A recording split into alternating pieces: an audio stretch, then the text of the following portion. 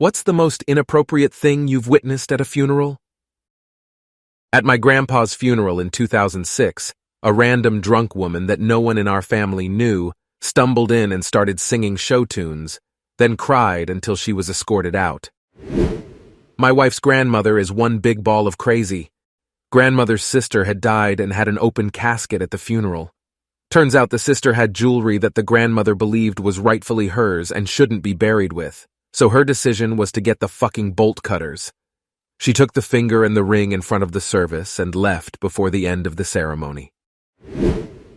I witnessed the estranged, drunk and druggy daughter of a family friend come screaming into the visitation looking for her brothers because she had found out she was never written into the will. It was a hell of a scene. A relative of my mother died. He was a nice guy who worked hard and helped people. Along comes his nephew, and instead of paying his respects or just standing like a normal human, he gets right next to the coffin and does a Fortnite dance.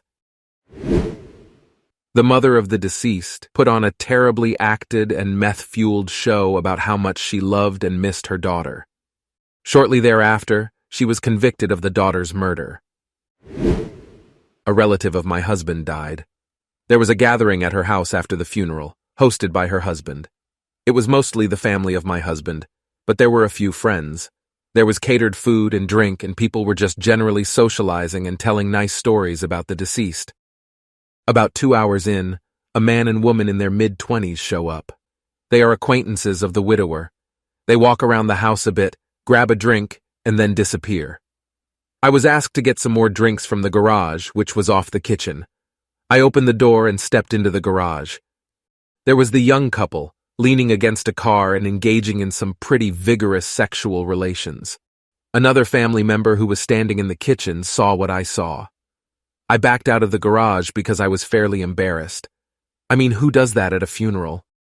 I guess the other relative told the widower because the next thing I know, there is shouting from the garage, and the widower is telling these two people in no uncertain terms that they needed to leave. Apparently, not only were they having sex in the garage, but they were doing lines of coke off the hood of the car. Only a few people who were at the gathering found out what happened. Thank goodness. Oh, I got one. Years ago, my boss died. I was around 19 at the time. Since he was a big part of our company for many years, most of our employees went and sat in the back so his family could be up front. Keep in mind, this was an open casket. Halfway through the ceremony, someone who claims to be his daughter, he never spoke of kids, starts screaming and shouting, "No, you can't be dead." It got pretty sad. Then out of nowhere, she jumps onto his body and starts smacking his corpse, shouting, "You can't be dead! Wake up! Wake up!" It was extremely awkward, sad, and somewhat funny, to be honest. At the lunch after my grandpa's funeral, his daughter from a previous marriage, who no one had seen in years, showed up. Dee had been writing bad checks all the way to the state prison and had definitely had some unresolved beef with my family when she got out. The last time my mom saw her was when I was 11, and Dee left her infant daughter for my mom to babysit and never came back. Fast forward to the funeral, Dee is acting like it's a family reunion, but no one is having it since she's basically screwed everyone in the room in one way or another. My grandpa's last girlfriend, a legally blind woman, tried to physically fight her until others stepped in. Edit. I had forgotten this part somehow. After the funeral, Dee tried to steal the car willed to Grandpa's blind Boo, but my family thought ahead, and a couple of my uncles waited around the house until Dee came for the car. They came outside and apparently she was scared off. Blind Boo got the car in the end and wrecked it immediately. I can't make this shit up. Just before spreading their mom's ashes, the daughter stuck her finger in the jar, scooped some up, and ate it. I tried to play it off like it wasn't the weirdest thing I just witnessed, but my wife said out loud, why? To which she replied, "I wanted to see what my mom tastes like. Kind of bland and crunchy." I went to a family member's funeral when I was 11 years old. He had committed suicide by hanging, and I didn't know that.